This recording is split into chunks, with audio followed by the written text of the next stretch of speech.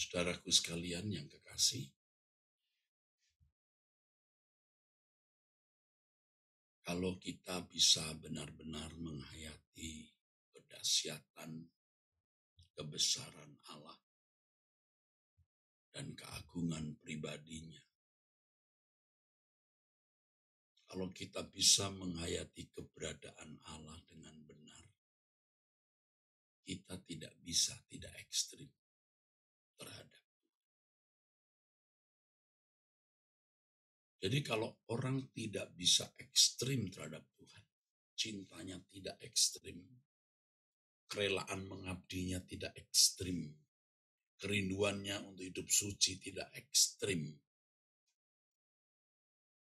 ia belum mengenal keberadaan Allah, saudara. Allah yang dahsyat jika dihayati secara benar akan membuat seseorang menjadi all out dan menarik seluruh perhatian hanya untuk Tuhan. Maka ia bisa menjadi benar-benar ekstrim. Kata ekstrim sebenarnya juga belum mewakili kehidupan orang yang menghayati keberadaan Allah secara benar itu, saudara. Nah, saya pinjam kata ekstrim saja, atau kita tambahkan kata sangat-sangat ekstrim, sangat-sangat fanatik. Artinya menjadi orang yang mengasihi Tuhan lebih dari mengasihi nyawanya sendiri. Merasa membutuhkan Tuhan begitu rupa lebih dari membutuhkan oksigen untuk nafas. Merasa lebih membutuhkan Tuhan ya, lebih dari darah yang memberi hidup di kehidupan jasmani, lebih dari air yang dibutuhkan untuk minum. Nah, saudaraku sekalian, masalahnya adalah bagaimana kita terus bertumbuh dalam pengenalan akan Allah secara benar. Nah, kalimat pengenalan akan Allah secara benar ini, aduh saudaraku, kalimat yang sukar dijelaskan. Mengapa? Karena tidak sedikit orang yang begitu cakap dan fasih berbicara mengenai Allah. Tetapi mereka tidak menjadi ekstrim. Ini, saudara. Kelihatannya mengenal tapi tidak menjadi ekstrim. Itu berarti dia tidak mengenal dengan benar keberadaan Allah. Jadi orang yang belajar teologi di sekolah-sekolah tinggi teologi sampai bergelar tinggi, itu tidak jaminan mengenal Allah dengan benar. Ini misterinya, saudara. Ini misteri. Ini yang sukar dijelaskan, saudara. Karena saya sebagai seorang akademisi di lingkungan pendidikan atau perguruan tinggi keagamaan Kristen atau STT atau seminari, bingung juga, saudara. Kenapa ya? Kenapa ya? Bahkan tidak jarang dari pengalaman saya menjadi dosen guru sekolah tinggi teologi yang sudah lebih seperempat abad ini. Justru yang masuk sekolah tinggi teologi, tidak semua, sebagian malah menjadi rusak. Dulu waktu belum sekolah Alkitab, belum masuk sekolah tinggi teologi, begitu banyak berdoa. Menghormati orang tua. Menghargai senioritas. Ya. Bisa mengalah, rendah hati. Duduk manis mendengar khotbah.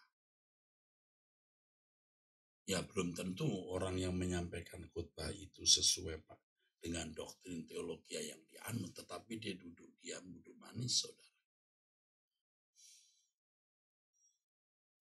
Tetapi ternyata setelah sekolah tinggi teologi kok jadi berubah.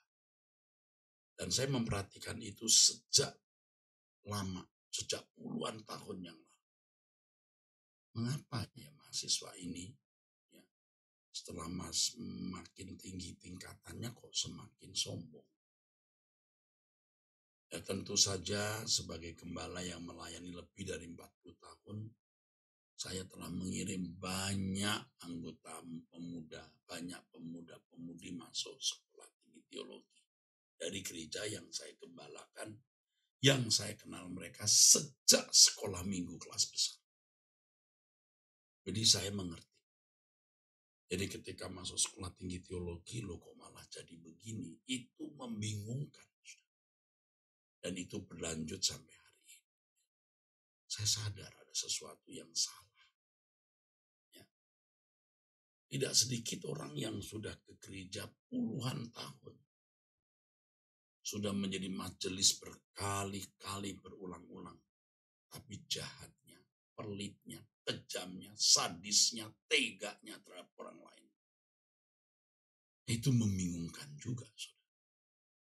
Jadi mengenal keberadaan Allah itu tidak sama dengan belajar ilmu tentang Tuhan atau teologi. Ini melibatkan batin hatinya yang harus diisi oleh kehadiran Tuhan. Pikirannya yang dicerai langsung oleh Roh Kudus. Bukan hanya diisi oleh dosen atau buku atau seminar atau khotbah. Ada perjumpaan dengan Allah di mana batinnya diisi oleh kehadiran Tuhan. Ya. Ada pembinaan dan pendidikan langsung dari Allah kepada orang-orang tersebut yang memberi pencerahan-pencerahan. Dan itu ada unsur adikodratinya, saudara. Unsur di luar normal ya. Ini termasuk transenden, melampaui pikiran kita. Dua orang mengatakan sama Allah itu baik.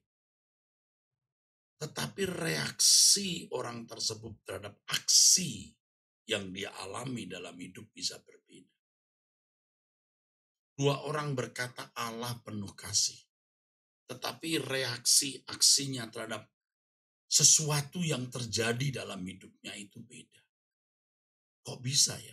Dua-duanya bisa membuat rumusan mengenai Allah itu kasih, bisa membuat karya ilmiah, tulisan, khotbah, seminar. Tetapi sikap mereka dalam menghadapi kehidupan, keadaan, sikap terhadap sesama itu beda. Nah, misteri kan saudara. Itu saya katakan itu misteri. Nah itulah sebabnya saudara, kita harus benar-benar berkoneksi, bersentuhan langsung dengan Allah. Dan Roh Kudus mencerahi pikiran kita untuk mengajarkan Allah itu kasih. Tetapi oleh goresan Roh Kudus yang memimpin individu yang rendah hati, yang mau meninggalkan dunia dengan segala kesenangannya, yang bertekad untuk hidup kudus, hidup tak bercacat, tak bercela, yang bertekad untuk tidak melukai hati Allah. Maka Roh Kudus memberi pencerahan-pencerahan. Itulah sebabnya saudara melihat, karena saya sudah membuktikan. Ya, Anda boleh terima, boleh tidak, boleh percaya, boleh tidak. Kalau di sekolah teologi misalnya, karena saya seperempat abad lebih di lingkungan ini, saya melihat anak-anak yang jahat, tetap jahat. Mau jadi juara, mau indeks prestasinya tinggi, tetap jahat. Tetapi kalau anak-anak yang baik, anak-anak yang mengerti perasaan orang, yang helpful, itu nanti jadi pendeta juga baik. Dan mereka pasti dipercayai Tuhan lebih dari orang-orang yang secara intelektual. Nah, untuk saudara jemaat yang tidak belajar teologi secara formal, jangan merasa rendah diri. Jangan merasa Anda tidak bisa mengenal Allah.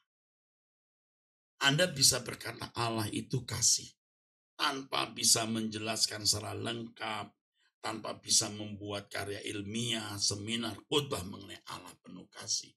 Tapi Anda bisa mengenakan kebenaran itu dalam hidup dan membuat hidup saudara berkualitas. Saudara bisa berkata, maksud saya semua orang bisa berkata, kita harus melayani Tuhan. Yang belajar teologi bisa membuat rumusan, karya ilmiah, khotbah, ceramah mengenai apa itu melayani Tuhan. Saudara tidak bisa. Karena tidak sekolah Alkitab, tidak bisa membuat karya ilmiah, seminar, khotbah mengenai melayani Tuhan. Tetapi hidupmu melayani Tuhan. Kok bisa? Bisa. Karena Roh Kudus yang menolong saudara untuk itu. Jadi jangan merasa minder kalau saudara tidak bisa sekolah teologi secara formal. Makanya bagi yang sekolah teologi, Anda adalah orang-orang yang istimewa yang memiliki kesempatan yang besar untuk memiliki pengetahuan tentang Allah. Dan jika Roh Kudus memimpin saudara, saudara akan jauh lebih dari mereka yang tidak belajar teologi di sekolah teologi itu. Tapi yang penting di sini hati kita harus rendah. Rendah hati, tidak mencintai dunia, tidak ada maksud jahat terhadap orang lain. Ya, mengerti perasaan Tuhan dan tidak melukai dia, mengerti perasaan dan kebutuhan orang dan seterusnya. Yo, suatu hari kita akan menghadap tahta pengadilan Tuhan dan semua kita akan telanjang di hadapannya. Makanya jangan main-main. Jangan sembrono dan jangan ceroboh hidup. Ya, oke? Angkat tanganmu.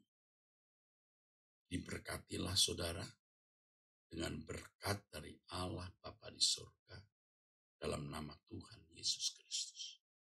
Amin. Sampai jumpa saudara, Tuhan memberkati.